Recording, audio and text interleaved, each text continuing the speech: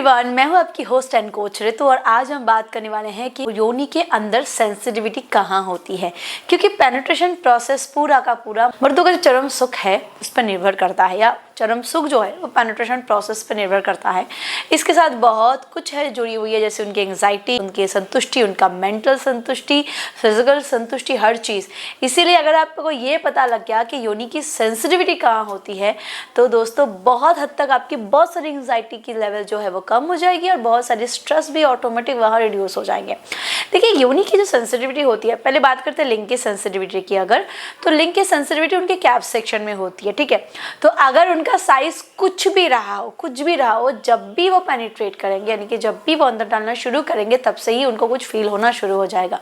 But अगर हम vaginal canal की बात करें तो वजाइनल कैनल के अपने कोई सेंसिटिविटी नहीं होती। अब कैनल में कुछ नहीं होता, कुछ भी नहीं होता। वो एक ऐसा कैनल है जो पेनिट्रेशन के लिए रेडी है, वो एक ऐसा कैनल है जो बर्थ के लिए रेडी है, यानी कि वहाँ से ही जो वजाइनल बर्थ है वो होती है। तो उस कैनल में अपनी कोई सेंसिटिविटी नहीं होती।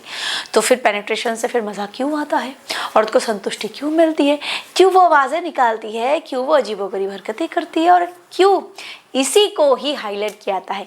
इसके पीछे वजह है क्लेट। देखिए, क्लेट जो है वो जैसे पुरुषों का सेंसिटिव ग्लैंड, उनका जो पेनाइल ग्लैंड है वो है, ठीक वैसे ही औरतों के शरीर का जो सेंसिटिव हिस्सा होता है वो क्लिटोरिस है, क्लिट है।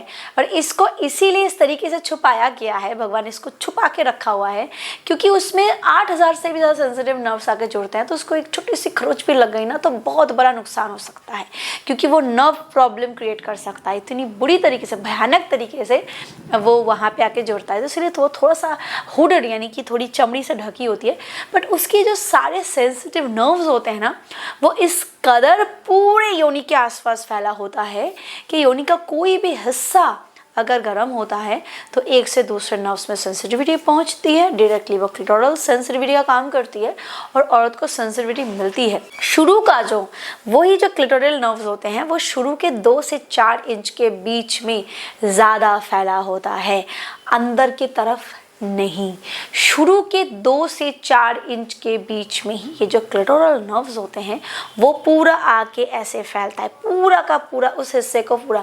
तो इसीलिए चाहे आपका साइज 4 इंच है, चाहे आपका साइज 5 इंच है, चाहे आपका साइज 6 इंच है या 3 इंच है, कुछ भी हो, फ़र्क नहीं पड़ता। अगर आपका परफॉर्मेंस अच्छा रहा तो शुरू के 2-4 इंच में जब अच्छी तरीके से सेंसिटिविटी क्रिएट होती है, फ्रिक्शन से जब वो स्टिमुलेशन जनरेट होता है, उससे क्लिटोरल नर्व्स और ज़्यादा सेंसिटिव होते हैं, क्लिट सेंसिटिव होता है, जिससे फीमेल पार्टनर को संतुष्टि मिलती है। अब दोस्तों, फ्रिक्शन देने के पीछे चीज़ें बहुत बार डिपेंड करती है, क्योंकि औरत की योनि की जो गहराई होती है ना, वो मैक्सिमाइज, अगर मैं बात करूँ, मैक्सिमम बात करूँ तो वो 6 इंच तक जाके आती है। ये हाइट पर डिपेंड करता है। बट ये पूरा का पूरा कैनल जो है वो सेंसिटिव नहीं होता। अंदर तक धक्का लगने से वहाँ कुछ नहीं होता, बल्कि धक्का जब लगता है ना, तो ये अगर बाहर का हिस्सा होता है तो यहाँ जब धक्का लगता है तो औरत को मेंटल और फिजिकल संतुष्टि मिलती है। ये मेन रीज़न है, ये धक्का लगने के पीछे। अंदर कुछ फीलिंग नहीं होती, फीलिंग बाहर से और शुरुआत के 2-4 इंच के हिस्से में होती है। इसीलिए दोस्तों, फोकस हमेशा अच्छे परफॉर्मेंस पे करें, फोकस हमेशा अच्छे इरेक्शन पे करें, क्योंकि जितना हार्ड इरेक्शन होगा उतनी ये चमड़ी से जो घर्षण होता है ना, ये बहुत अच्छा मिलता है। जितना हार्ड होता है, ये हार्ड जितना होता है उतना फ्रिक्शन अच्छा क्रिएट होता है। जितना स्लो होता है उतना अच्छा स्टिमुलेशन जनरेट होता है। इसलिए हमेशा स्लो करें, अच्छे इरेक्शन के साथ करें। इरेक्शन को और ज़्यादा मजबूत बनानी है, थोड़ा सा अपने साइज़ को बेहतर बनानी है, मोटा बनानी है, रोज़ अपने लिंग की मालिश करें।